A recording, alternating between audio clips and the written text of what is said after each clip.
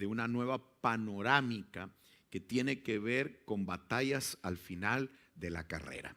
Fíjense que yo no he querido verlo, pero no lo hemos conversado, pero el apóstol Pablo dice algo muy interesante con relación a la importancia de ejercitarse.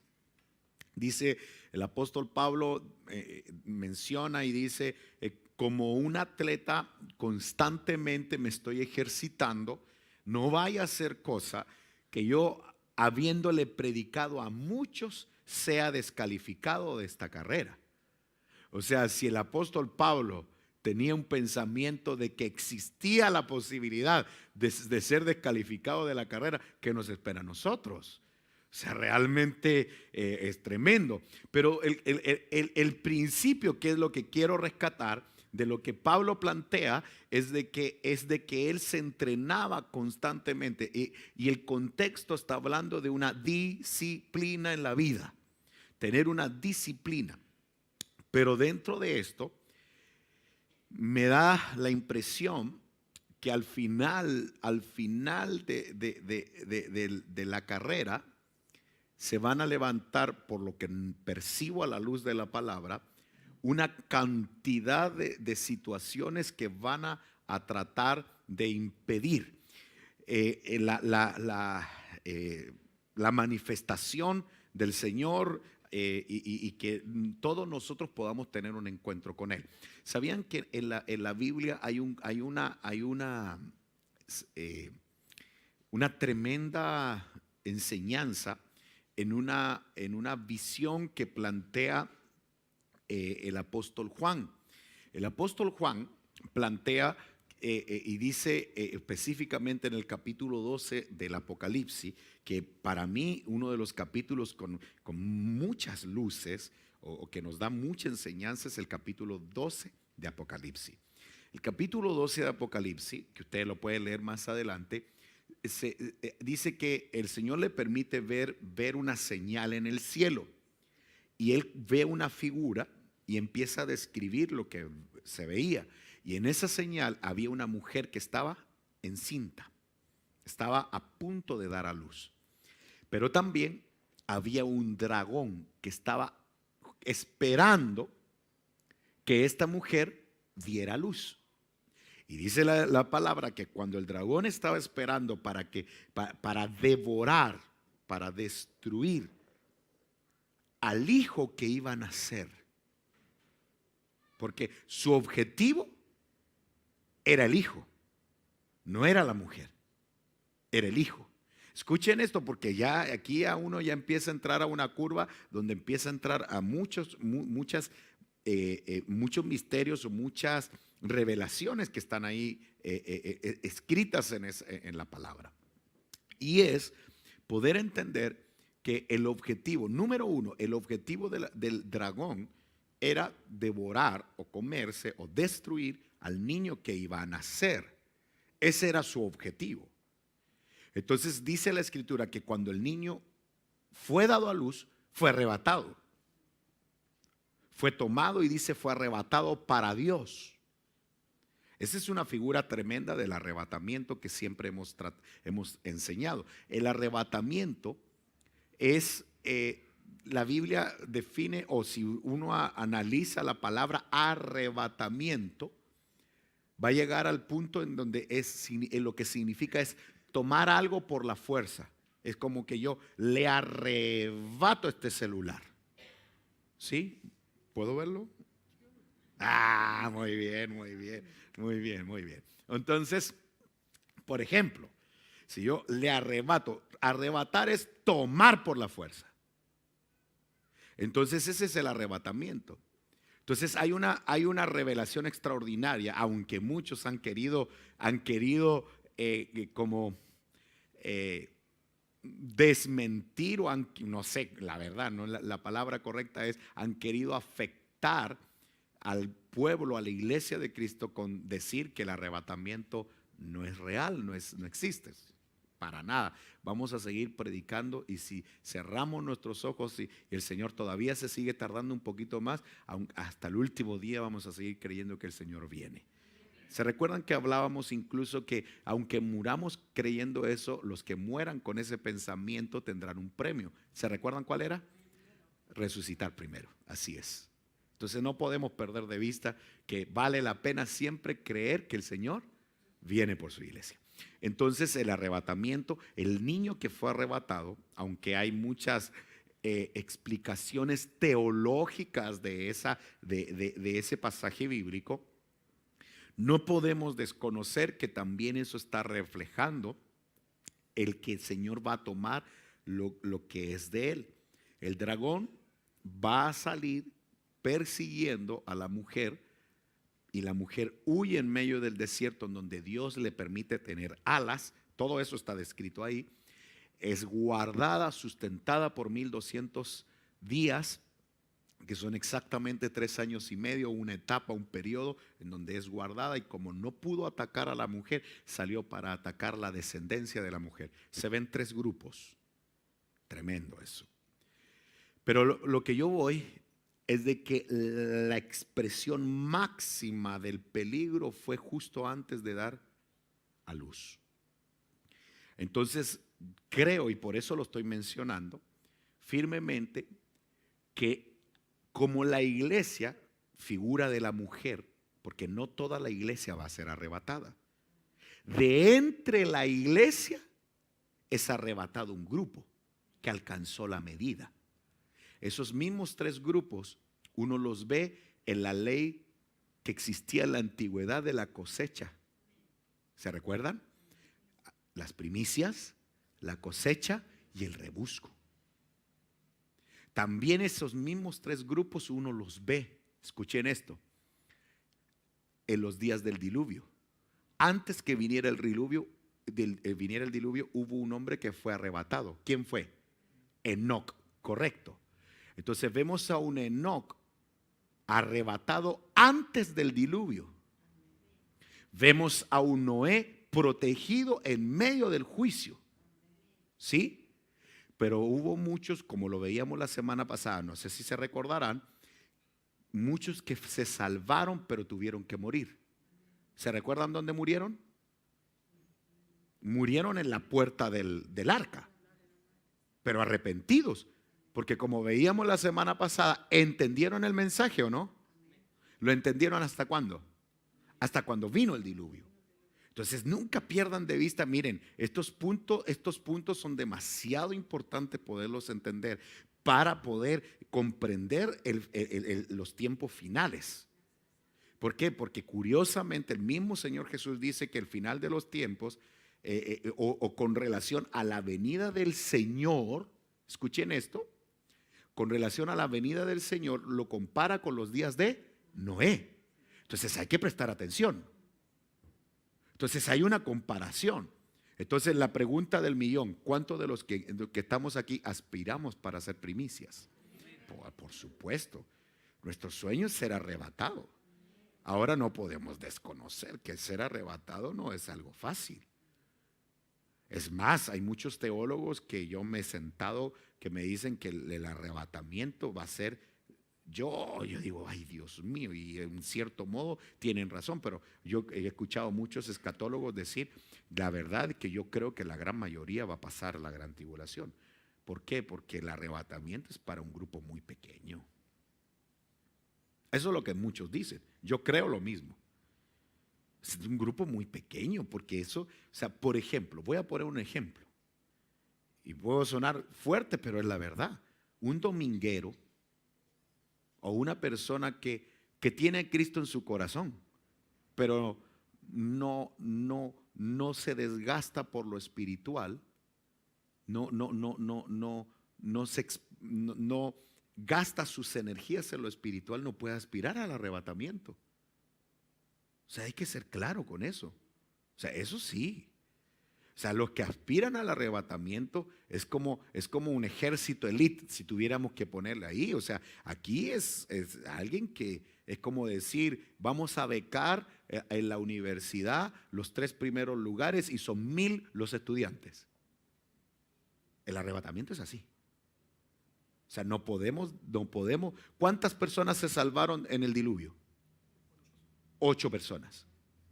¿Cuántas personas se salvaron de la destrucción de Sodoma y Gomorra?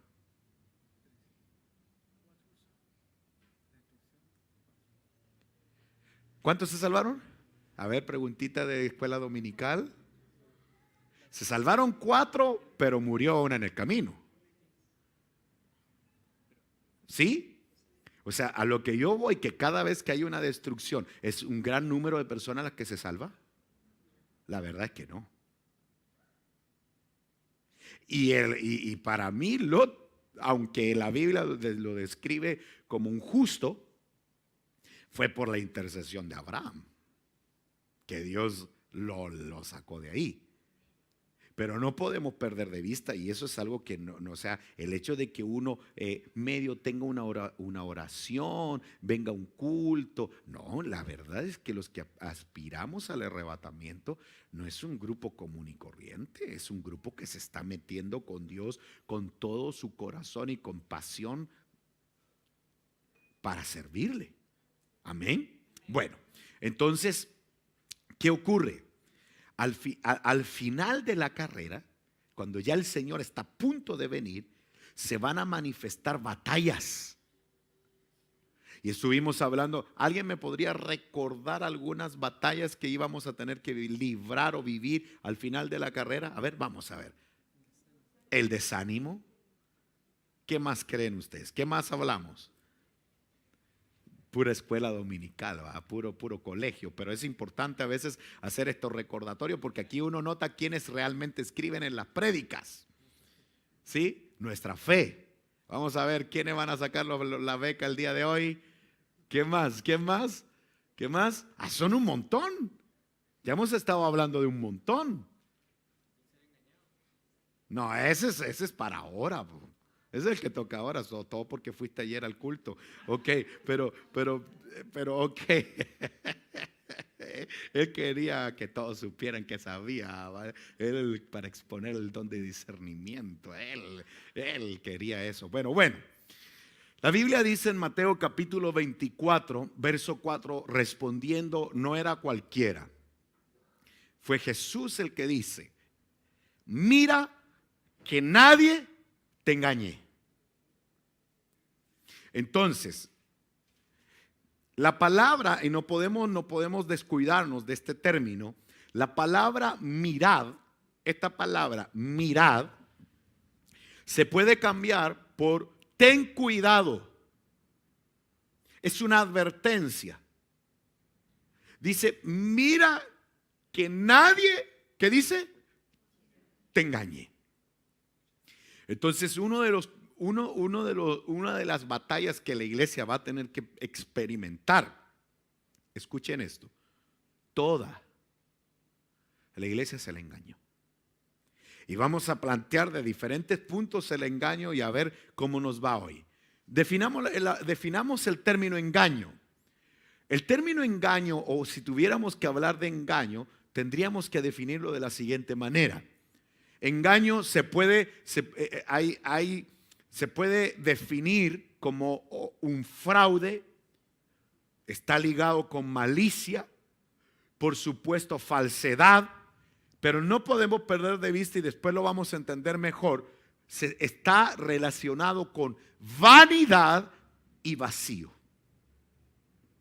Entonces, no podemos perder de vista que quien advierte la posibilidad de ser engañado, ¿quién es? Jesús.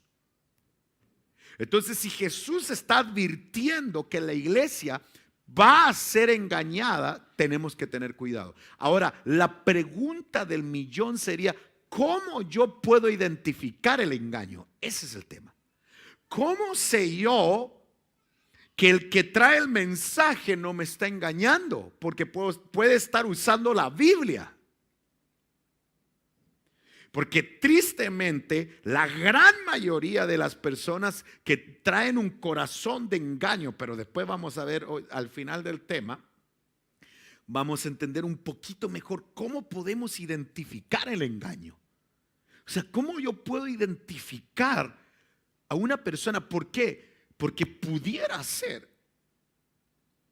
Les voy a poner un ejemplo que en algún momento se los planteé, con relación a los profetas, a los falsos profetas. Uno regularmente cuando se escucha hablar de falsos profetas, inmediatamente se imagina personas que están hablando herejías, personas que están blasfemando, personas que están hablando cosas falsas. Eso es lo que uno realmente se imagina. Tengo una pregunta. Un estudiante de medicina, ¿sí? Un estudiante de medicina. 6 años son, ¿verdad? Bases, 7 años. 7 años, ok. 7 años. Si un estudiante de medicina estudia 5 años, son 7. Pero durante esos 5 años fue un excelente alumno. Escuchen esto. Y lo hemos enseñado en otras ocasiones. Fue un excelente alumno. Y es tan hábil, obviamente, que a esas alturas ya sabe distinguir ciertas enfermedades, sabe distinguir ciertas situaciones y sabe mucho. Pero le faltaron 2 años para terminar. O 1 año, de repente le faltó 1 año. O de repente no hizo su práctica profesional, por poner un ejemplo. Y no le entregaron el título. Y de repente, de la noche a la mañana, lo pone una clínica, lo contrata y comienza a trabajar. Frente al colegio de médicos, frente a lo verdadero, mi pregunta es la siguiente. ¿Él es un médico? Él no es un médico. Entonces, pero pregunto, ¿sabe? ¿Sabían ustedes que el pastorado es exactamente igual? El pastorado, el profeta, todos los ministerios. Puede ser que alguien tenga un ministerio, pero se dé a luz antes. Puede ser que alguien sí sepa la Biblia, medio estudió, pero Dios lo tenía un proceso. Por eso que Dios todo lo hace hermoso a su tiempo. Entonces, ¿qué puede pasar si surge alguien antes de tiempo?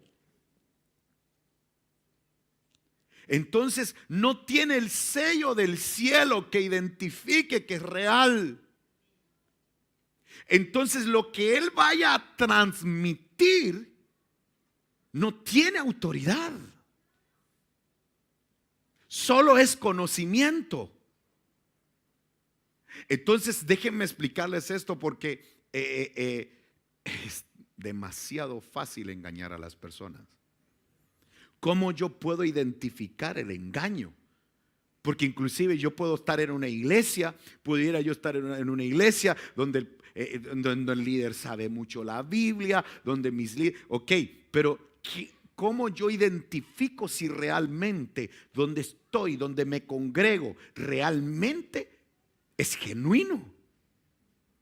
¿Cómo puedo identificarlo? Porque yo les quiero decir algo. Yo se los voy a poner a pensar. Yo soy de la idea, mi pregunta es la siguiente: ¿cuántas personas necesitó Jesús para revolucionar el mundo? ¿Cuántas? 12. ¿Cuántos pastores tendrá Cauquenes? No me contesten. ¿Y qué ha pasado? ¿Cuántos pastores hay en Chile? ¿Cuántos pastores hay en un país? ¿Cuántos líderes? ¿Cuántos ministerios? ¿Me estoy dando a entender? Entonces, ¿no será que algo nos está faltando? ¿Algo está ocurriendo? ¿Algo está pasando? No sé. ¿Por qué cuesta tanto? ¿Qué afectará? No lo sé. Es delicado. Por eso que es importante que conversemos esto. Miren lo que dice este salmo, y es algo demasiado importante que no podemos desconocerlo. Dice, Salmo capítulo 101, verso 7, dice, el que practica, o sea, este ya permanece en el engaño.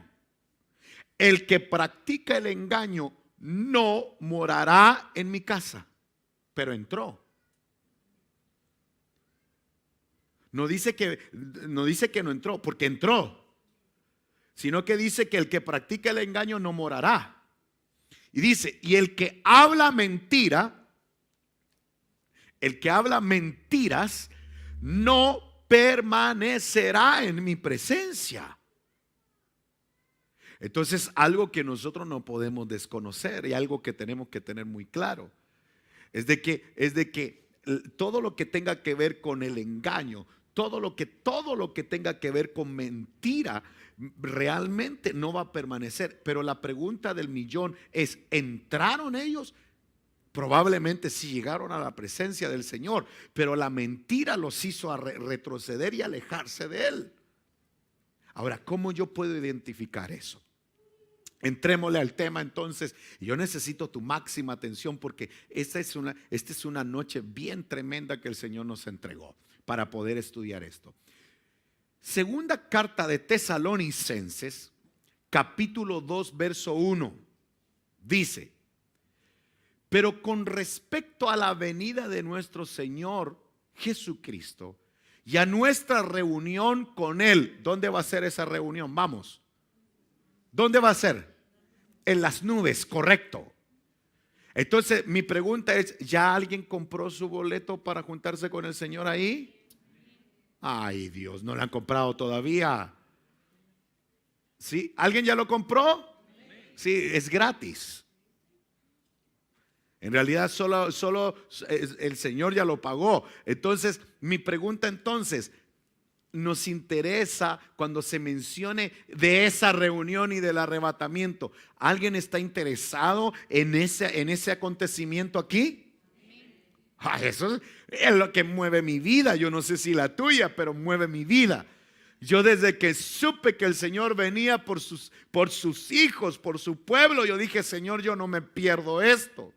Entonces, si a todos nos interesa, si este es un tema de nuestro interés, entonces no podemos desconocer el siguiente verso, que dice: con relación a la venida del Señor os ruego, hermanos, que no seáis sacudidos fácilmente en vuestro modo de ¿qué? De pensar. Miren qué interesante para los que les gusta el estudio de la palabra. ¿Qué podría hacer cambiar de pensar? Ahí está la respuesta. ¿Qué podría hacer cambiar de pensar? ¿Espíritu? ¿Palabra? ¿O qué? ¿O carta? Como si fuera de nosotros. Lo estaba diciendo el apóstol Pablo. Estaba diciendo entonces que no seáis sacudidos fácilmente en vuestro modo de pensar con relación a la venida del Señor. Y no os alarméis, dice. Ni por espíritu, ni por palabra, ni por carta como si fuera de nosotros, en el sentido de que el día del Señor ha llegado. Entonces, aquí hay algo muy importante. O sea que aquí estaba aclarando el apóstol Pablo que pudiera generar cambios de pensamiento estas tres corrientes. Por eso que es tan delicado cuando una persona fecha la venida de Cristo. No puede, o sea, es muy delicado. Uno puede tener una sospecha, pero es muy delicado. De hecho, yo no sé si ustedes conocen, los que tengan más años de evangelio aquí, yo no sé si ustedes conocen, no recuerdo los nombres, pero ha sido muy común de iglesias que han recibido la supuesta revelación de que el Señor viene y se van a los montes. Dejan sus trabajos, renuncian a todo, venden sus cosas y se van. ¿Sí? De hecho hubo una agrupación que al final terminaron muriendo todos, intoxicados, envenenados y una cosa bien terrible. ¿Sí?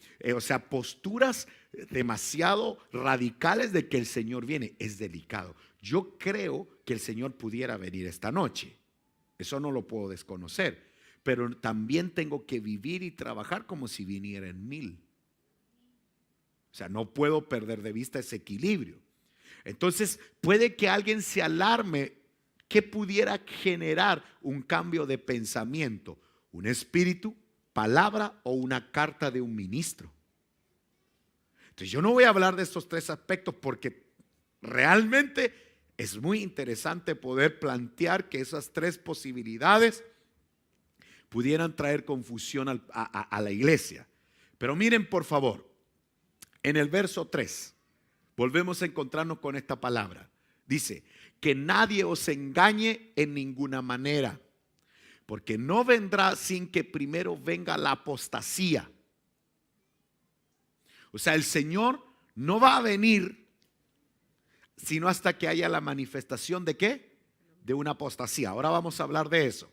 Y dice, y sea revelado el hombre de pecado, el hijo de perdición, es decir, el anticristo.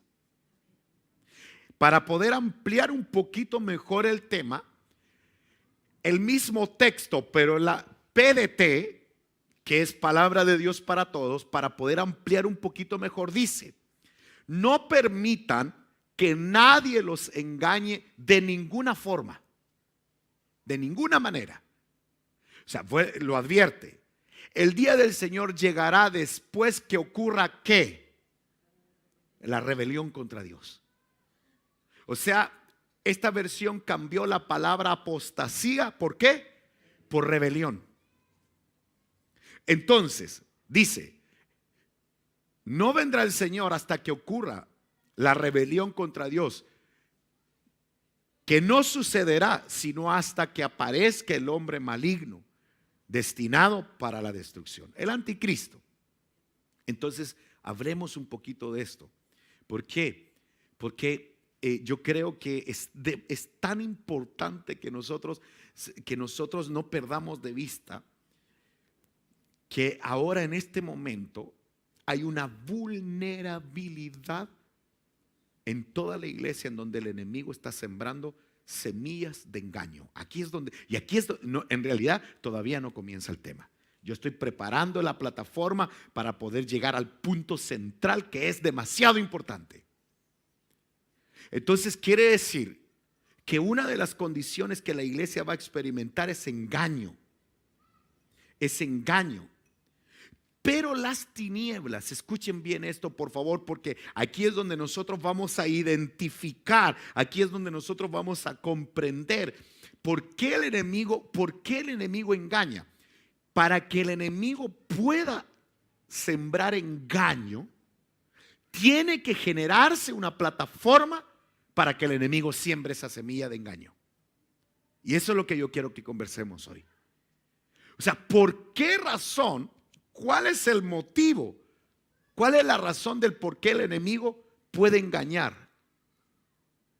Ahora, si analizamos la palabra rebelión contra Dios, una de las cosas que no puedo mentir, y nosotros somos un país, Chile, y por eso tenemos que orar constantemente.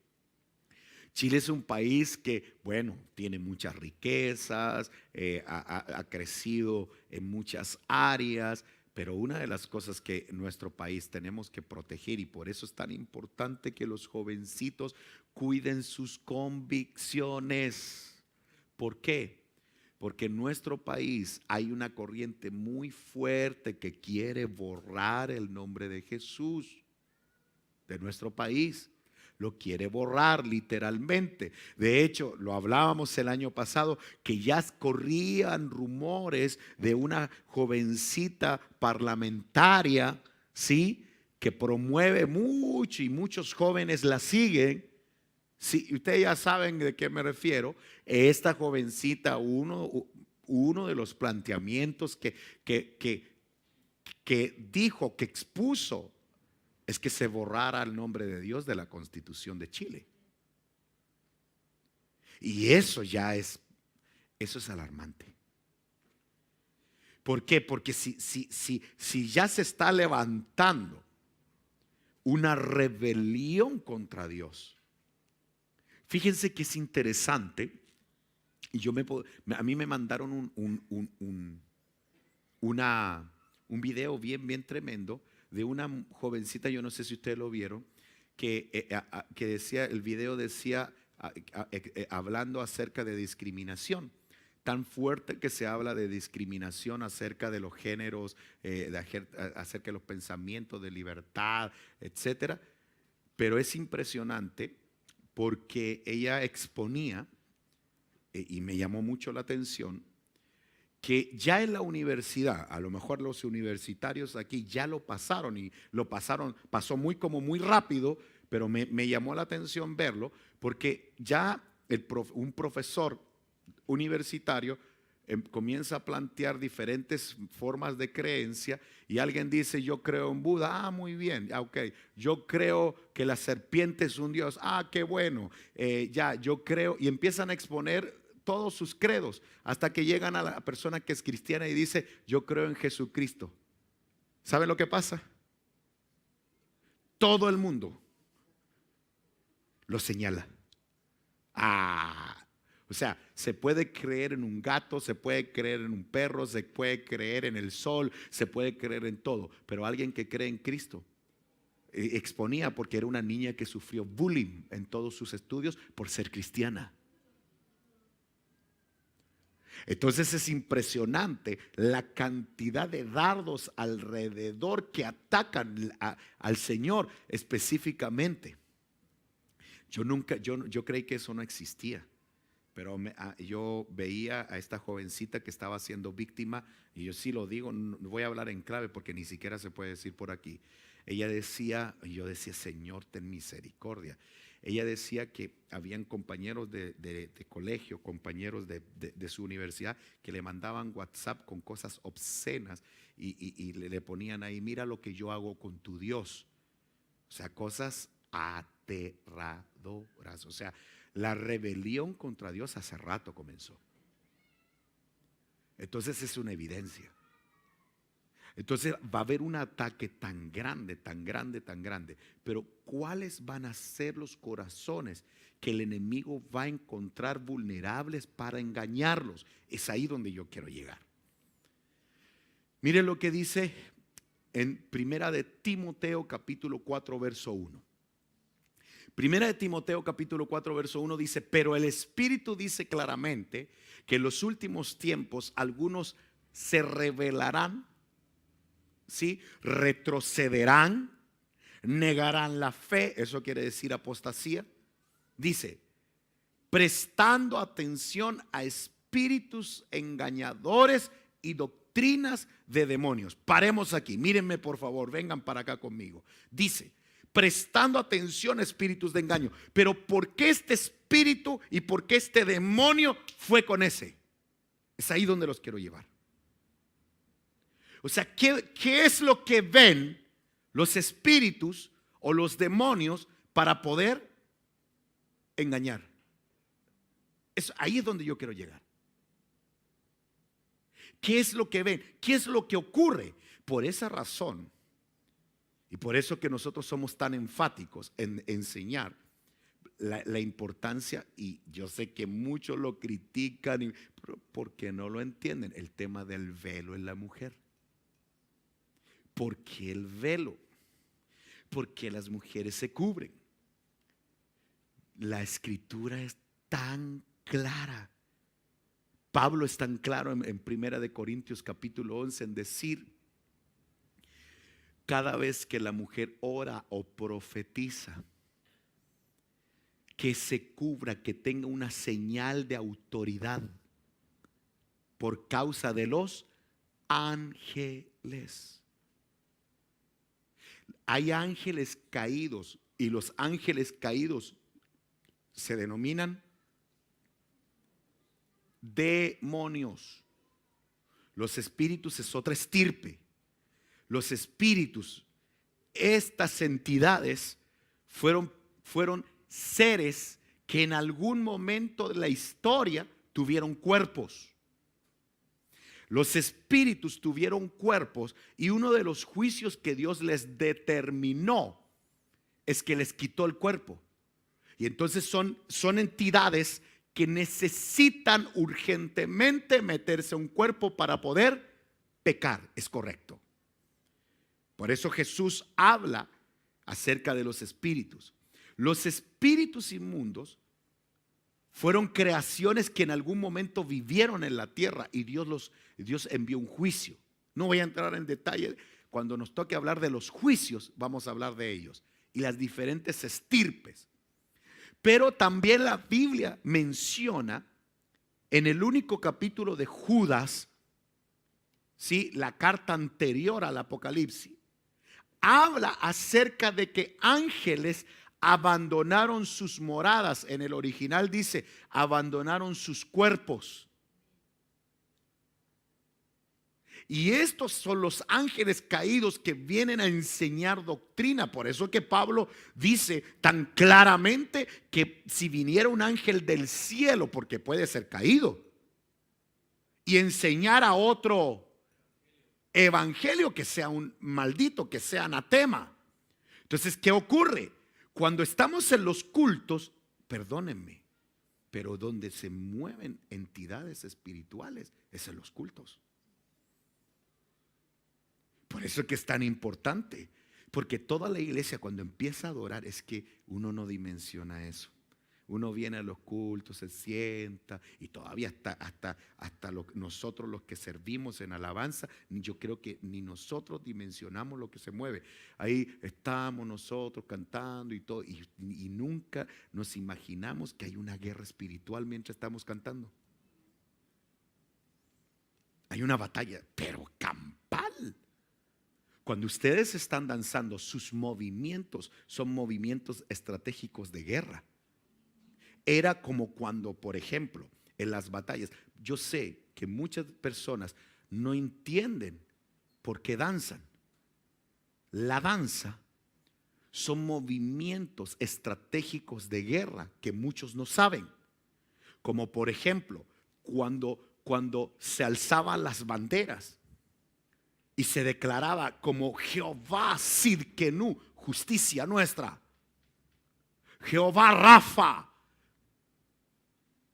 Jehová Jireh, y ellos escribían en las banderas, porque el nombre, cuando ellos mostraban, o los colores, los movimientos, generaban una atmósfera. Las danzas, las naciones sabían de las fiestas que hacía el pueblo de Israel y sabían que tenía un Dios.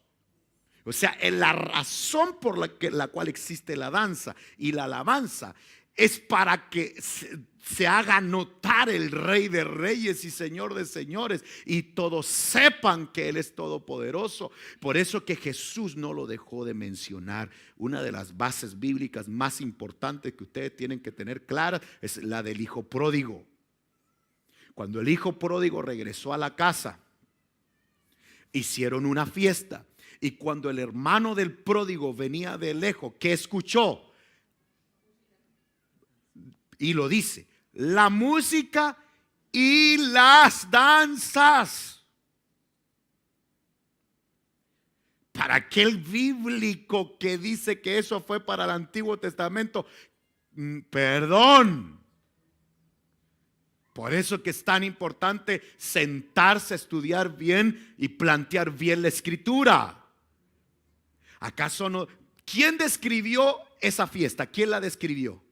Jesús. Jesús describe esa fiesta. No dice la Biblia que cuando un alma regresa, retorna al Señor, ¿qué hay en el cielo? Hay fiesta. Entonces, si Jesús describe lo que es una fiesta es sinónimo de alegría, regocijo, libertad. Pero dentro de la atmósfera de una fiesta hay música y hay danza. Entonces es algo que no podemos perder de vista. No podemos. ¿Qué fue lo que le gustó a Dios de David? La alabanza, la danza. Y David expresa claramente cuando estaba danzando alocadamente y todo el mundo lo miraba, especialmente su esposa, que no comprendía por qué estaba danzando. Entonces él fue claro en decir, perdóname, pero yo estoy haciendo esto por causa de la gratitud que hay en mi corazón. Por eso que yo he enseñado siempre que la danza no es que venga un espíritu y te tome. No puede ser, eso es incorrecto. Porque si viene un espíritu y te toma, perdón, no sería espontánea la alabanza entonces. No sería espontánea. La alabanza es espontánea. Yo estoy saltando porque estoy contento. No porque viene un espíritu y me está moviendo. Yo tengo mis reservas con eso. Y tendríamos que sentarnos a estudiar un poco la palabra. Por eso que Por eso que conoceréis la verdad y la verdad os hará libre. Yo les puedo asegurar que muchas personas lo aseguran, pero por una tradición. Pero yo puedo venir y les digo con la Biblia, demuéstremelo, hermano, por favor, demuéstrame que es un espíritu que lo mueve. No pueden, porque la danza es espontánea. Es espontánea. ¿Dónde hay otra figura en el Nuevo Testamento de alabanza, de expresión, de júbilo? Y ahí está la verdadera razón de la alabanza. El cojo de la hermosa, capítulo 3 de los Hechos. ¿Se recuerdan del cojo de la hermosa? El cojo que estaba puesto, yo le llamo el cojo de la hermosa porque se entiende que el templo, la sinagoga, el lugar donde estaban, el templo se llamaba la hermosa. Y a este cojo, ¿dónde lo ponían? ¿Se recuerdan? En la puerta, todo el tiempo, cojo. ¿Sí? Y yo siempre he enseñado, la religión da limosna. ¿La limosna le quita la pobreza a alguien? No. ¿Pero le gustará a él recibir limosna? Sí, claro. Pero la limosna no quita la pobreza. La limosna no quita la cojera. Solamente la vida de Cristo. Por eso que cuando vienen y ven al cojo, Pedro y Juan le dicen, levántate. No tenemos ni qué, ni oro ni plata. Porque el evangelio no se trata de plata ni de oro, sino lo que tenemos te damos, levántate. Ok, ustedes conocen la Biblia. Cuando se levantó ese ex cojo y comenzó a caminar, ¿hacia dónde se fue? ¿Hacia dónde corrió? Corrió hacia el templo. Ahí hay niveles. Ya les estoy dando un montón de enseñanza para los que alguna vez lleven esta enseñanza. Ahí hay niveles. Pregunto, ¿cómo entró? No. ¿Cómo entró? Caminando, saltando y alabando. Son grados. Caminando, saltando y alabando. Y todos los religiosos que estaban allá adentro casi lo dejan cojo otra vez. Porque encontraron que era una blasfemia. Ve que en el templo hay que estar todos concentraditos, ¿ve? No puede haber alabanza. Pero si eso siempre ha existido en toda la historia. ¿Y quién no sabe nada que en el cielo son todos locos? ¿No saben eso? Allá en el cielo van a andar corriendo los ángeles, las danzas, las expresiones de júbilo. Son fiestas al Señor. Entonces, el punto es el siguiente. ¿Qué pasó? El Espíritu Santo dice claramente que en los últimos tiempos, estos algunos, ¿qué plataforma tendrían? ¿Me van siguiendo? ¿Qué plataforma, qué verían los espíritus y los demonios en algunos para poder engañar? Aquí es donde yo quiero llegar. Ya estamos llegando a la parte principal. Voy rápido. Miren lo que dice Gálatas capítulo 1 verso 6. Me maravillo de que tan pronto hayáis abandonado al que os llamó por la gracia de Cristo para seguir un evangelio. Pregunto, ¿estuvieron en el evangelio correcto? Sí. ¿Y quién se asombró? Pablo se asombra. Entonces, si Pablo experimentó siendo un líder de esa magnitud, que hay personas que se salen del evangelio y se meten a otros rollos y se meten a otras creencias, ¿qué más le espera a uno? Por eso que un líder tiene que estar tranquilito. Si uno simplemente expone la palabra y cada quien, pero se maravilló. La palabra maravillarse, se impactó, se impresionó de que hubo personas que se apartaron del camino, que cambiaron su manera de pensar. Verso 7 dice que en realidad no es otro evangelio. Y aquí es donde entra el tema. Dice, solo que hay, ¿qué? Otra vez la palabrita. Todos. Algunos que os perturban y quieren pervertir el evangelio de Cristo. O sea, ¿quién lo hay? ¿Cuál fue la advertencia de Jesús? Tengan ¿qué? Cuidado de ¿qué? De que nos engañen. Entonces el engaño es una batalla que la iglesia va a tener que librar. Van a aparecer un montón de tentaciones, un montón de movimientos de aparente avivamientos que la gente se va a confundir. Y no van a distinguir, no van a captar. Por eso es impresionante escuchar hoy en día a muchos jóvenes que dicen, no siento nada en mi iglesia. Y van a conciertos donde hay humo, hay luces, hay rock y y son solo sensaciones. Pero no solo los jóvenes. Aparte vienen otros que ofrecen sanidades y allá están todos los que buscan sanidad. Yo no estoy en contra de si Dios quiere hacerlo, amén. Pero la Biblia es tan clara cuando dice que alguien está enfermo. ¿Qué dice la Biblia? Llame a los ancianos de la iglesia. ¿Sí? Llame a los ancianos y que oren por ti. O sea, en realidad, ¿cuál es la instrucción bíblica para alguien que está enfermo? Sacarlo del hospital al enfermo, llevarlo en camilla porque vino fulano al Estadio Nacional de Chile. La mayoría hace eso. Aquí hay personas que tienen años. Yo no sé si Dios, no sé, papito, perdóname. Cuando llegue al cielo tú me lo explicas. Pero ¿de qué se trata esto? Yo fui a campañas de sanidad en Guatemala y en Dominicana, estadios llenos. La gente sacaba a su gente enferma, agonizando, los sacaba de los hospitales. Se agarraban los hermanitos, fíjense, con los médicos, sacándolos. ¿Por qué? Y los llevaban a la campaña. Claro, y muy bonito. Pero ¿dónde queda la porción bíblica? Explíquenme por favor, que dice que si hay algún enfermo, si hay alguien enfermo, por favor, ¿qué dice? Llame a los ancianos para que estos oren. Eso dice.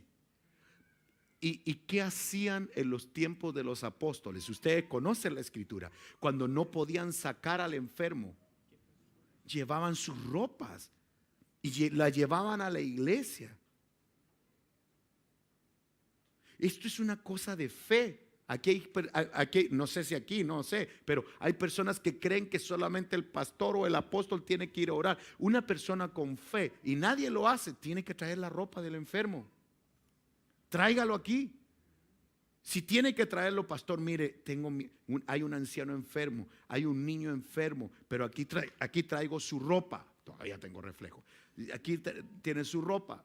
Entonces vamos a orar y vamos a ponerle las manos y vamos a orar con fe. Es bíblico. ¿Cuánto decimos amén? Entonces, hay algunos que perturban. ¿De qué se trata el evangelio? Entonces, aquí ya estoy llegando a la curva final. ¿Cuál es la plataforma que las tinieblas van a encontrar? Entremos al primer punto.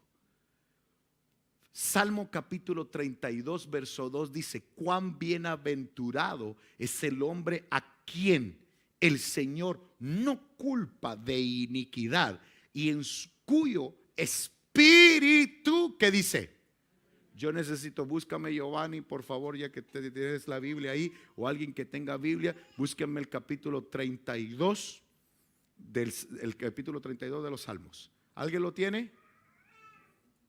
¿Sí? ¿Lo tienes ya? Miren por favor, porque para poder entender un poco mejor el tema, tenemos que conocer un poquito el contexto de eso. Porque ahí está hablando, es bienaventurado aquel que en cuyo espíritu, ¿qué dice? No hay engaño. Ok, veamos entonces, el engaño parte de adentro. Ahora, Capítulo 1. Sí, léelo para que te puedan escuchar los hermanitos. Capítulo 1 dice, Salmo de David, Masquil. Cuán bienaventurado es aquel cuya transgresión es perdonada, cuyo pecado es cubierto. Sigue, sigue. Cuán bienaventurado es el hombre a quien el Señor no culpa de iniquidad, en cuyo espíritu no hay engaño. Mientras callé en mi pecado, mi cuerpo se consumió con mi gemir durante todo el día. Porque día y noche tu mano pasaba sobre mí, mi vitalidad se desvanecía con el calor del verano. Te manifesté mi pecado y no encubrí mi iniquidad. Paremos aquí. Muchas gracias, Giovanni. Algo importante. ¿Quién es el que escribió este salmo? ¿Quién fue? David. Paremos aquí. ¿Alguien me podría recordar qué era lo que él estaba ocultando durante tanto tiempo? Sí, pero ¿qué pecado? Tú no se vale que tú, porque tú escuchaste la prédica ayer. Obviamente, ¿va? Bueno, por lo menos escuchaste, ¿va? Ok, déjenme explicarles el contexto. David se enamoró de una mujer casada. ¿Sí? Y él planificó la muerte del esposo. Él sabía que si mandaba al esposo de Betsabé a los escuadrones, a la fila de adelante de los escuadrones, iba a morir. Y él iba a tomarla como mujer. Entonces él planificó todo en su corazón. ¿Sí? Y efectivamente le resultó el plan. Murió el esposo de Betsabé, tomó a Betsabé, quedó embarazada Betsabé. ¿Se recuerdan? Perdió a su hijo. Y entonces, pero escuchen esto, mientras pasaba el tiempo, ¿qué estaba pasando con su vida? Se estaba consumiendo. ¿Y estaba qué? ¿Qué estaba? En silencio. Dice, hasta que confesé. Paremos aquí. La primera plataforma para que un espíritu inmundo o un demonio traiga semilla de engaño es el pecado oculto. Cuando una persona está en pecado, empieza a ocurrir esto. No les voy a pedir que me digan amén. Pero cuando una persona peca la primera vez, se siente culpable, busca ayuda y busca administración, etc. Pero cuando pasa lo que le ocurrió a Sansón, que vio que la primera vez no pasó nada, la segunda vez tampoco, y la tercera vez, o sea, le resultó el plan. Y entonces, ¿saben lo que empieza a ocurrir dentro del corazón? Las personas comienzan a entender y empiezan a justificar su pecado. Eso pasa. Empiezan a justificar su pecado así, sí, tampoco es tan malo, hay pocas personas peores. Y empiezan a ocultarlo. Y empieza a guardarse. Entonces ese espíritu comienza a llenarse ¿de qué? De engaño. ¿Saben por qué? Porque una persona que se acostumbró a pecar está tan engañado de llegar a pensar y decir, pero no es malo. Ya no siente remordimiento, ya su conciencia se cauterizó, hermana. Entonces, cuando el corazón ya generó engaño, entonces miren, por favor, aquí viene un tema. Y son cosas que uno va aprendiendo a través de los años, hermana. Cuando de repente hay personas que de la noche a la mañana, ¡boom!, cambian posturas teológicas. Se mueven de iglesia, mueven aquí, mueven allí, cambian de posturas teológicas, cambian. Y de repente de la noche a la mañana comenzó a operar un espíritu de engaño. Normalmente una de las razones o una de las cosas que los demonios van a ver para poder engañar es cuando las personas comienzan ¿a qué? A tener cosas ocultas. Cuando hay cosas ocultas, cuando hay ministros que empiezan a ocultar o cuando de repente comenzamos a ocultar y a ocultar y a ocultar y a ocultar y a ocultar, a ocultar, nuestro corazón comienza el engaño y los demonios, este está listo. A este podemos engañar. Y de la noche a la mañana cambia su teología. Y miren, y asústense de esto. ¿Saben cuál ha sido la motivación número 1 del predicar y decir que el arrebatamiento es una mentira? Ok, los que llevamos más años. El arrebatamiento lleva consigo una enseñanza muy fuerte, la santidad. Entonces, obviamente cuando una persona no está en santidad y anda medio raro, no le conviene hablar de algo como el arrebatamiento. Entonces, de la noche a la mañana aparece un libro que se llama La Supergracia, que eso fue lo que destruyó. Y aparece un libro que se llama La Supergracia, en donde viene un tipo y comienza a decir que el pecado de la carne es pecado de la carne y separa los pecados, como que el espíritu, mientras el espíritu no peque, mientras la carne peque, no hay problema. Y entonces empieza una corriente tan fuerte. ¿Cómo ustedes pueden díganme ustedes, ¿cuál será la base doctrinal de iglesias que han permitido matrimonios homosexuales? Solo explíquenmelo. Por supuesto que son doctrinas de demonios, pero ¿qué los llevó ahí? El engaño. Y el engaño partió ¿cuándo? Cuando empezó a ocurrir pecado. ¿Qué hubiera pasado que mientras David callaba hubiera llegado un profeta, el verdadero profeta, el profeta? ¿Qué hizo con David? ¿Alguien se recuerda? Lo agarró fuerte. Le faltó cachetearlo. Pero ¿qué hubiera pasado si llega un profeta y le dice: no te preocupes, Dios te usará poderosamente? Escuchen lo que les voy a decir.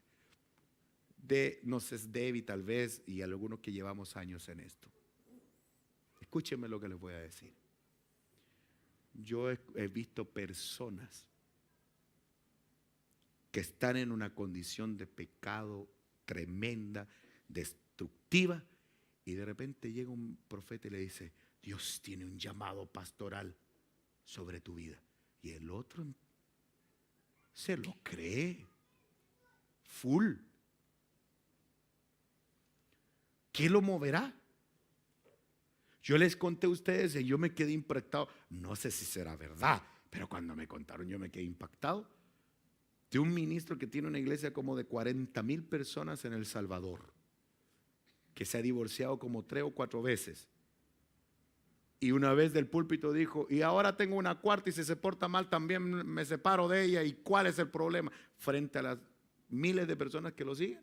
Ahora la pregunta que yo tengo que hacerme: ¿cuál será su base doctrinal? Doctrinas de demonios. Ok, es engaño. Ok, dejemos otro punto. Dejemos un poquito de lado el pecado sexual. Dejémoslo de lado. Pero ¿cómo ven ustedes? Para mí eso no es evangelio, perdón. Ahora, si alguien me puede defender eso bíblicamente, sentémonos y si me convence de repente en una de esas. ¿De qué evangelio me hablan de que si yo me cambio de iglesia, esa iglesia donde yo estaba no me saludaron más? Y lo ven como una traición y lo ven aquí y lo ven allá. No, por favor, que alguien por favor me pueda defender bíblicamente esa postura teológica. Entonces, quiere decir que en ese corazón también hay engaño. Y probablemente hay espíritus que hacen creer. Por eso que si una persona, cuando está en una condición de pecado, cuando está en una condición, cuando se acostumbró, por ejemplo, una persona que siente odio, perdón lo que voy a decir, pero una persona que siente odio delante de los ojos de Dios también es un pecado.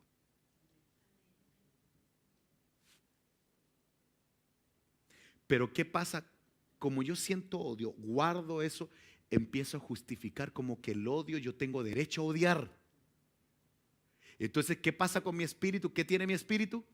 Engaño, me estoy engañando. O sea, no puedo odiar. O sea, si odio, no puedo aspirar el arrebatamiento. O sea, no puedo, así de sencillo. O sea, demasiado importante no odiar. Si esa persona me hizo daño, si esa persona habló de mí, o sea, la orden de parte del Señor es tan clara en decir, ámalo. Es una orden. Y esto ya no se trata de uno de justificar, es que no me miro, es que es viera, pastor. No, se trata de decir, Padre, yo necesito que me des un corazón de perdón. Yo necesito que me des un corazón de... Entonces, ¿qué pasa? Sigo odiando y paso un año odiando y paso 2 años odiando y 3 años odiando y la raíz de amargura sigue creciendo. Pregunto, ¿es pecado sí o no? Es pecado. Entonces, ¿qué va a pasar en ese corazón? ¿Qué hay? Entonces es una plataforma idónea para que los demonios vengan y siembren. No, es engaño. Entonces las personas entran a una condición de engaño. ¿Se recuerdan que hace un tiempo atrás leíamos un texto que me impresionó? Que hay personas que hacen daño a otros creyendo que le hacen un favor a Dios. Eso me impacta a mí ese texto. O sea, como que yo tengo que justificar si yo siento algo contra Gerson porque Gerson me hizo. Entonces, eso también es pecado. Y yo no puedo permitir. Puede que yo tenga razón, hermano querido. Puede ser que yo tenga razón. Pero Dios me dice, porque de eso se trata el evangelio, sino cómo puedo tomar lo que me conviene y no lo que no me conviene. Entonces no estoy entrando bien. Entonces rápidamente, por eso dice, bienaventurado es el hombre en quien el Señor no culpa de iniquidad. Es bienaventurado el hombre en cuyo espíritu no hay engaño. Pero ¿de quién estaba hablando él? De él. Pero la pregunta es, ¿por qué dijo bienaventurado? Es como decir, ay, es dichoso el hombre que no encuentra culpa. Pero después de qué sintió eso. Cuando confesó, cuando declaró, cuando confesó su condición. Obviamente si yo ando en algo medio rarón, obviamente los espíritus inmundos me conocen, hermano. Por eso que uno tiene que ponerle freno de mano si uno está cometiendo un error, porque mientras uno está en una condición difícil, el enemigo puede sembrar semillas ¿de qué? De engaño. Y ahí es donde se pueden filtrar doctrinas de demonios. Entonces, hermano, tengo una pregunta. ¿Una iglesia genuina puede ser víctima de doctrinas de demonios? Sí, claro. ¿Qué podría ser una plataforma para que los demonios entren a una iglesia y traigan doctrinas raras? El pecado, hermana. Esto es profundo lo que estamos hablando. Por eso que de repente han habido iglesias en donde están todos adorando y de repente aparece una hermanita que dice, el Señor dice, y empieza a decir, el Señor dice que, y de repente que el color rojo Dios lo odia, y de repente empiezan a aparecer doctrinas medias raras, que el hombre no se puede cortar el cabello con una mujer, y así empiezan a surgir un montón de cosas raras, de verdad. Y de repente empiezan a aparecer cosas y que la mujer no puede usar esto, que la mujer no puede usar esto otro, y que el hombre aquí, que el hombre allí, empiezan a aparecer. ¿Y de dónde salieron? ¿Qué fue lo que se filtró? ¿Qué fue lo que entró?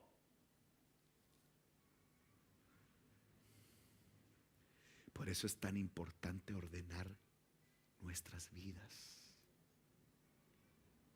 El que tenga oídos para oír, que oiga. Porque si uno no ordena nuestras vidas, es una plataforma ideal. Y ya me acostumbro a vivir así, po. Me acostumbro a vivir así. Es tremendo. Yo ayer en Talca fui tan claro con la importancia de que las parejas se casaran y la que tuviera la bendición de Dios sobre su vida. Porque cuando no está el orden de Dios, es delicadísimo.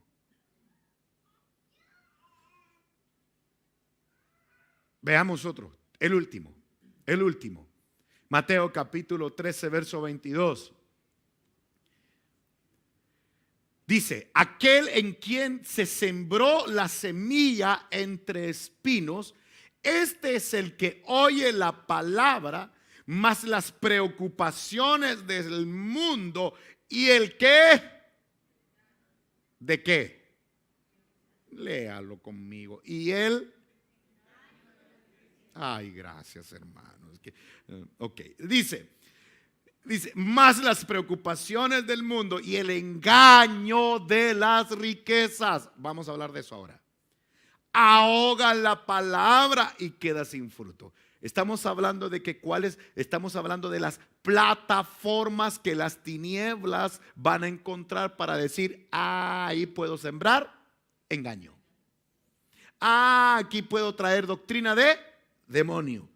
Para que los demonios y los espíritus inmundos engañen primero, van a ver la plataforma. La plataforma, como acabamos de mencionar, puede ser el pecado, pero esta es otra. El engaño de las riquezas. Hablemos de eso. Déjenme explicarles rápidamente. La Biblia es tan clara en decir la abundancia, las riquezas, el dinero no es malo. El amor al dinero es lo malo. Es diferente. Entonces déjenme explicarles. Porque el contexto está hablando de afanes, porque los espinos representan los afanes. Miren, está Jesús explicando esta semilla. Aquel en quien se sembró la semilla entre espinos, este es el que oye la palabra. ¿Sí? Más las preocupaciones del mundo. Está más preocupado en su profesión, en su trabajo y todo, tratando de hacer ¿qué? Riqueza. Tratando de hacer. Obviamente la semilla va a caer ahí y ¿qué va a ocurrir? No va a fructificar. Pero ¿qué es lo que lo motiva? Es un engaño. ¿Un engaño de qué? De riquezas. Déjenme explicarles. Es natural. Vivimos, y el enemigo lo sabe muy bien. Vivimos en un sistema en donde, como hay un dicho, el que tiene plata manda, o el que paga manda. Así es un dicho, muy común. Y obviamente el dinero genera poder, genera fuerza. Dios tiene dos formas de prosperar, que es lo que yo nunca debo de olvidar. Yo siempre lo he enseñado, pero tengo que decirlo. Vengan ustedes dos, párense aquí al frente. Voy a poner un ejemplo y de ahí te subes a tocar el piano. Ok. Les presento al joven Lot, justo Lot. ¿Sí? No, y tú eres Abraham. Eres Abraham, tranquilo, ven para acá. Es que tú eres más viejo, por eso que, ven, ponte aquí, ok. Dice la escritura que Lot y Abraham prosperaron demasiado. Ambos eran tan prósperos, pero tan prósperos, que sus empleados comenzaron a pelear. Voy a entregarte un principio muy importante para que lo tomes y te va a servir en la vida. Nunca olvides de que bíblicamente hay separaciones divinas. Es decir, a veces hay momentos en donde uno tiene que decir, no puedo caminar con esta persona. ¿sí? No me refiero a matrimonios.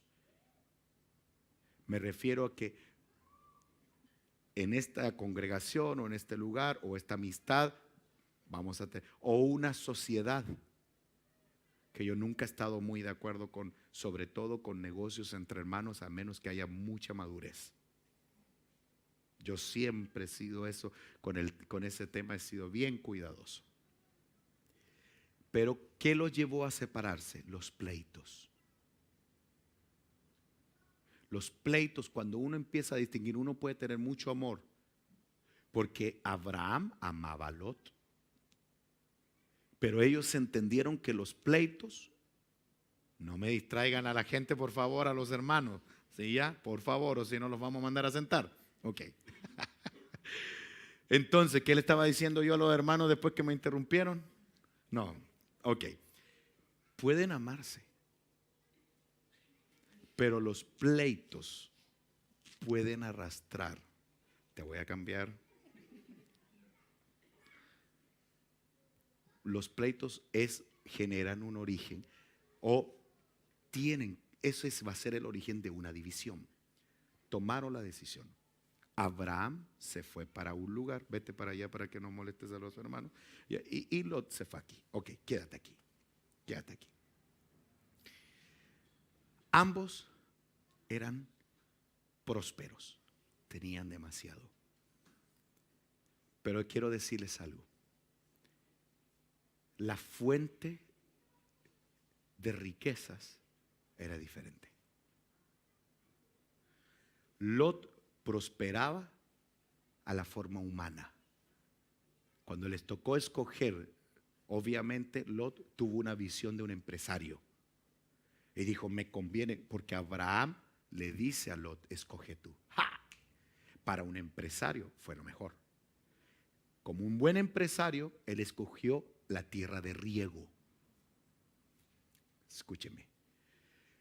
Como en su corazón solo existía un interés, prosperidad, perdió de vista que él terminó viviendo en Sodoma y Gomorra. ¿Sí? Su interés de riqueza lo llevó a ese lugar en donde toda su familia fue afectada. Y Abraham tenía más que él. La diferencia es que él no dependía de lo terrenal, sino que dependía de Dios. Y como él dependía de Dios, donde él estaba, hacia altares de adoración. Fíjense la diferencia, empiecen a notar la diferencia. Hacia altares de adoración, dice, y Lot hizo tiendas. Y Abraham hizo altares. ¿Qué ocurrió? Siempre fue próspero hasta que terminó en Sodoma y Gomorra y perdió todo. Todo. Porque su interés, ¿cuál era? El dinero, las riquezas. Las riquezas lo llevaron a él a vivir una vida ¿de qué? De engaño, es correcto. Entonces caía la semilla, la palabra, pero ¿qué dice? Dice, y aquel en quien se sembró la semilla entre espinos, oye la palabra, pero las preocupaciones de hacer riqueza, las preocupaciones, se olvidó de hacerle altar ¿a quién? Se olvidó de Dios. Entonces fue arrastrado por engaño de riquezas, pero él, fíjense que Dios no lo hizo pobre. Él mientras más buscaba a Dios, más Dios le daba. Entonces existen dos formas de prosperar. Una, bajo la dependencia de Dios, y otra, que tengas un buen ojo. Nunca pierdas de vista. Y aquí hay jovencitas y jovencitos que en algún momento, tal vez en 10, 15 años más, van a ser hombres prósperos. Y Dios les va a dar una gracia. Tienen que proteger su corazón. Porque es más fácil que una persona que conoció la prosperidad sin Cristo venga al Señor. Que un cristiano se vuelva próspero, se aparta. Él lo he visto mucho. ¿Por qué? Porque hay engaños. Entonces, ¿qué ocurre? Aquí viene un punto muy importante. Existe una doctrina que se movió y partió con todo el amor, partió muy fuerte también en Colombia. En Colombia existe una de las iglesias más grandes de América Latina, con un movimiento muy fuerte. Y saltó a Guatemala y comenzó. Te voy a tener que pedir que te sientes, ¿ah? Porque me estás distrayendo aquí a la jovencita y ustedes también que están allá. Okay. Este Abraham, Padre. Entonces, ¿qué ocurre? Empezó a levantarse una doctrina que se llamó la doctrina de la prosperidad. ¿Quiénes la han escuchado aquí? Ok. La doctrina de la prosperidad.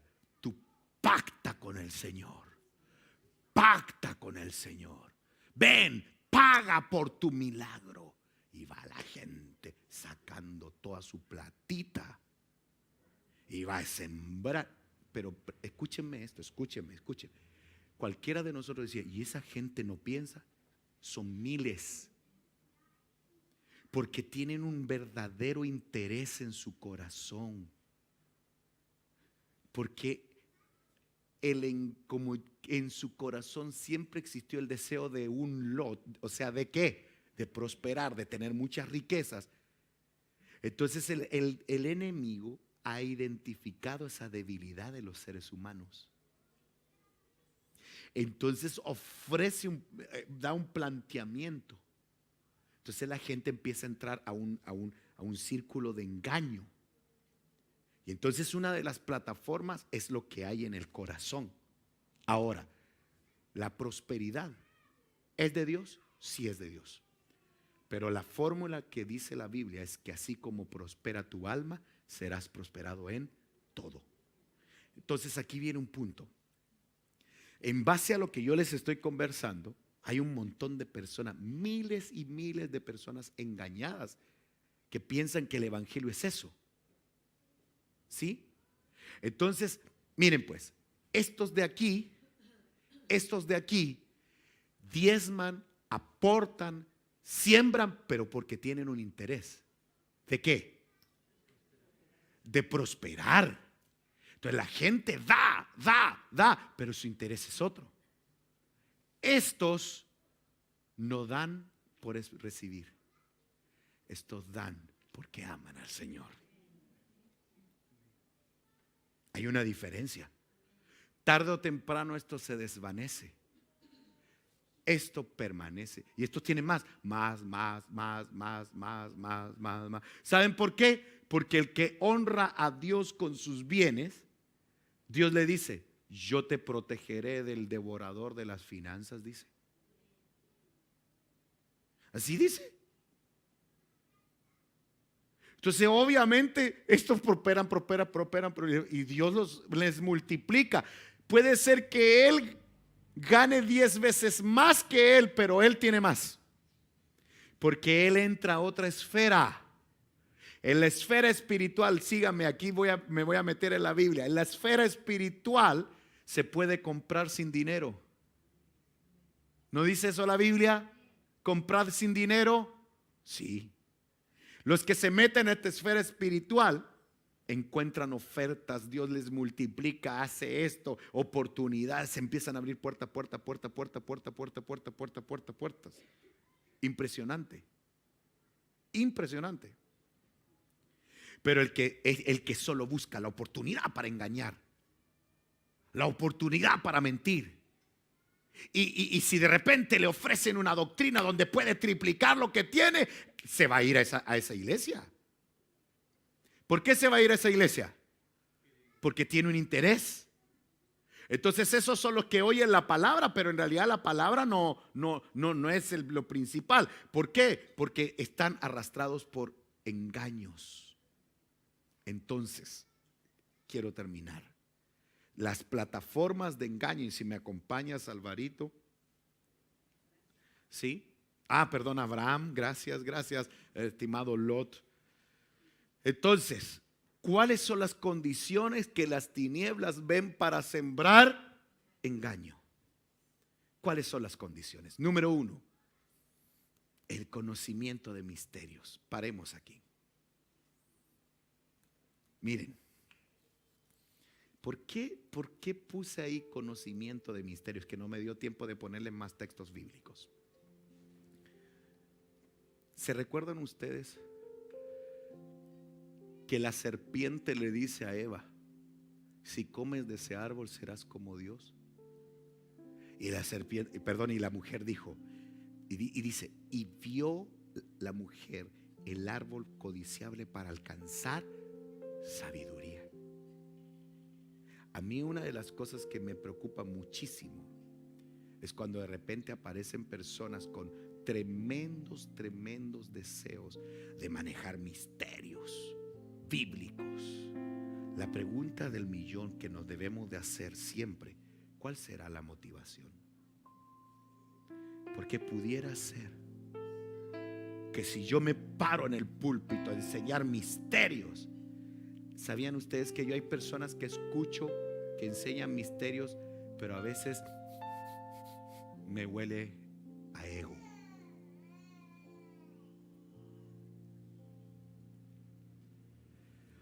Sí, huele a ego.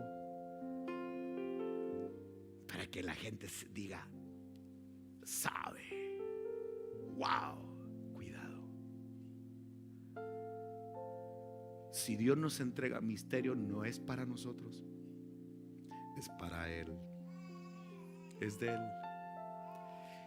Gente que quiere manejar misterios. Eso genera deseos de poder.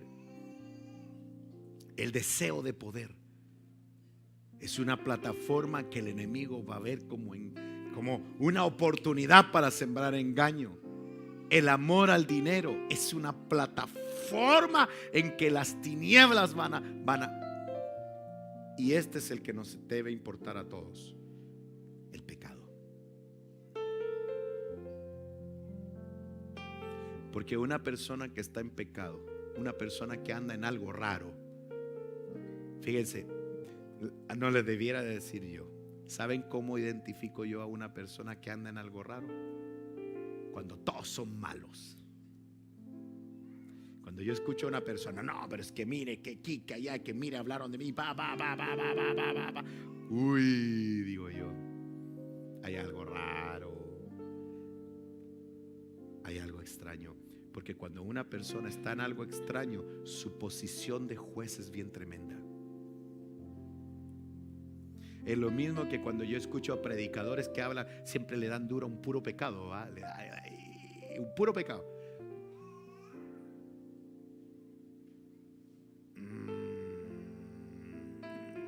Hay algo extraño ahí. Hay algo extraño ahí. ¿Por qué? Porque una persona vulnerable a una condición ve a estos espíritus en todas partes. No voy a entrar en detalles, pero una plataforma. Por eso que es tan importante la santidad. Por eso es tan importante que nos protejamos espiritualmente.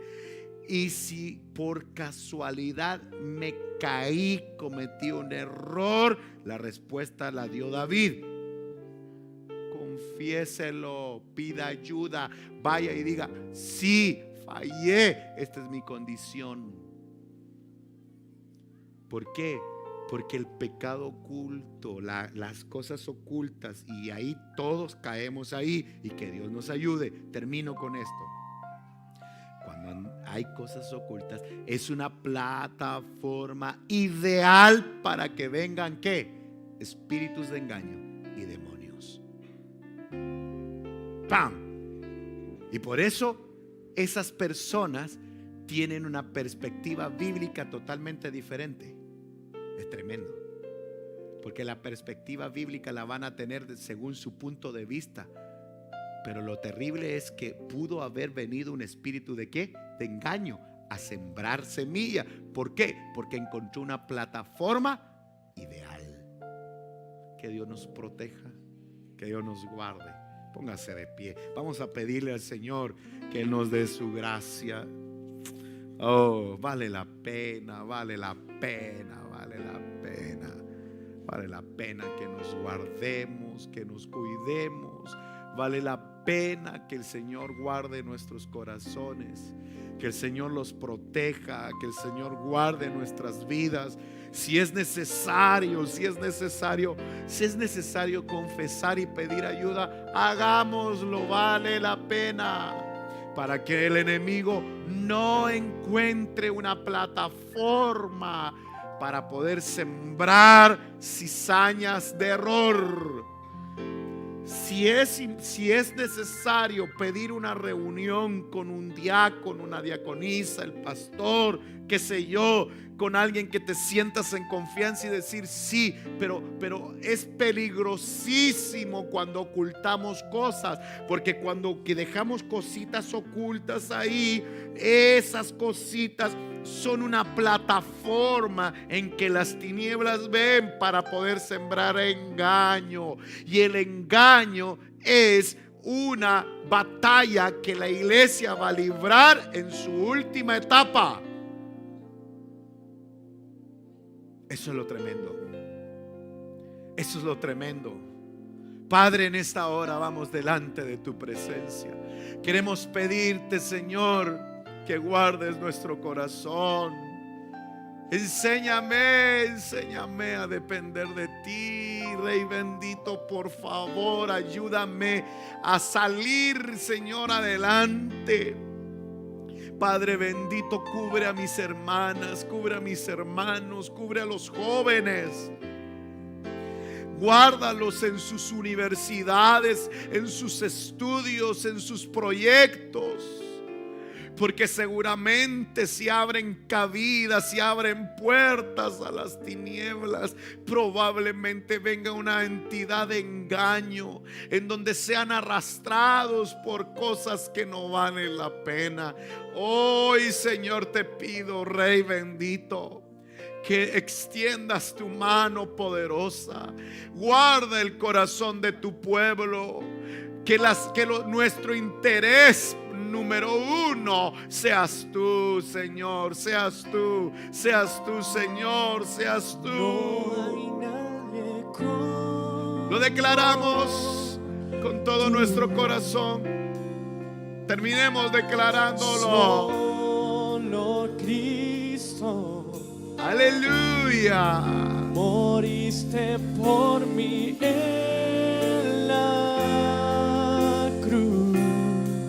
Viviré para alabar. Alguien quiere vivir para alabarle a Él. No hay nadie como Vale la pena.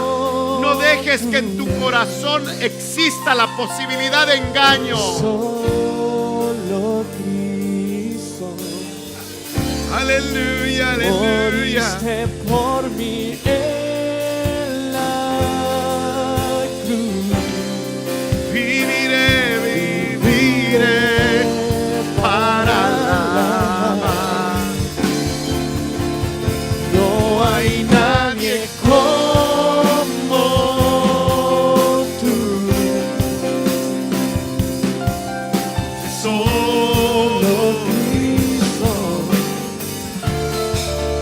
moriste por mí en la cruz.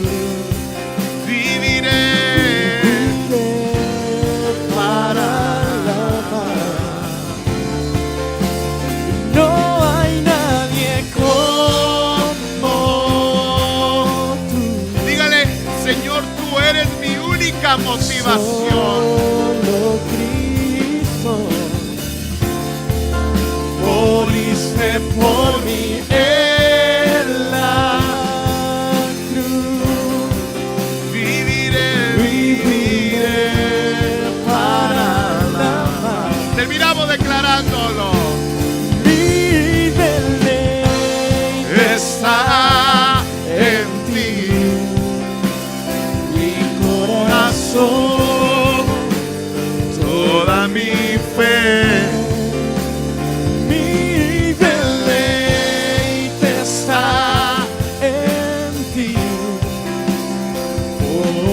siempre. Oh, oh, mi deleite está en ti, mi corazón, toda mi fe. Mi deleite está en ti, por siempre. Padre, quiero pedirte para terminar, Señor, enséñanos a caminar en rectitud, enséñanos a amarte, y te queremos pedir que tú ocupes el lugar más importante de nuestro corazón. ¿Alguien quiere recordárselo al Señor? ¿Alguien quiere recordarle al Señor y decirle: Señor, tú eres lo más importante? Tú eres lo más importante en mi vida. En resumen, cuando Dios ocupa el primer lugar en nuestro corazón y Él es nuestra principal motivación, quiero decirte que ningún espíritu de engaño, ni mucho menos doctrinas de demonios, te atormentarán. Por eso no des oportunidad. No generes esa plataforma para que entonces vengan entidades a sembrar engaño. Pero tienes que cuidar tu corazón. Tu motivación principal es el Señor. Si anhelas conocer misterios, que sea porque amas al Señor. Porque la Biblia dice que el que clama al Señor, el Señor promete responderle y enseñarle cosas ocultas que nadie conoce. Pero que sea nuestro interés el Señor. El deseo de poder, en realidad ningún deseo nos mueve más que estar cerca del Señor.